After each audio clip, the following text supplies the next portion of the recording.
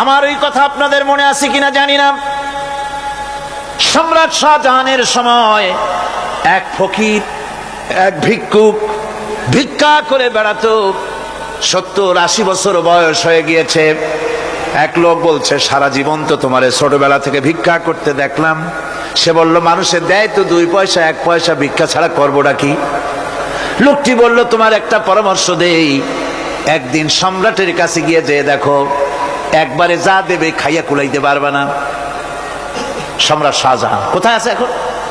দেখো গিয়া মসজিদে আছে। লোকটি মসজিদের বাইরে গিয়ে দেখে সম্রাট একা হাত তুলে বসে আছে, চোখ থেকে পানি পড়তেছে দর দর করে, দাড়ি ভিজে জামায় পড়তেছে। বহুক্ষণ দাঁড়িয়ে আছে। এরপরে সম্রাট তার মুনাজাত শেষ করে বেরিয়ে আসছেন। ফকিরের সঙ্গে দেখা। ফকির বলল, আসসালামু আলাইকুম। তিনি বললেন, ওয়ালাইকুম আসসালাম রাহমাতুল্লাহ। ফকির রওনা করেছে। বাদশা বলছে, তুমি তো একজন ভিক্ষুক মানুষ বলি মনে হয়, আমার কাছে তো কেউ কিছু না চাইয়া যায় না, তুমি যে কিছু না চেয়েই চলে যাচ্ছ। ভিক্ষুক বলছে, জাহাপানা, সত্যি কিছু চাইতে এসেছিলাম আপনার কাছে, কিন্তু আপনার অবস্থা দেখে আমার জ্ঞানের চোখ খুলে গেছে।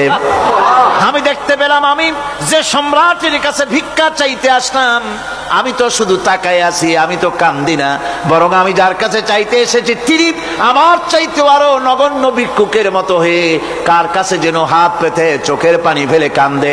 মনে মনে ভাবলাম, সম্রাট কান্দে যে সম্রাটের কাছে, ওই আল্লাহ ছাড়া জীবনে কারো কাছে কিছু চাইব না। আল্লাহর কাছে চাওয়ার অভ্যাস করুন, তিনি দিতে পারেন, সবকিছু তার আছে। এই বিশ্বাস মনের ভিতরে জমাতে হবে, তাহলেই সত্যিকারের মুসলমান আমরা হব। আল্লাহ পাক সত্যিকারের গোলাম আমাদেরকে বানাবেন। আমরা বলি আমিন।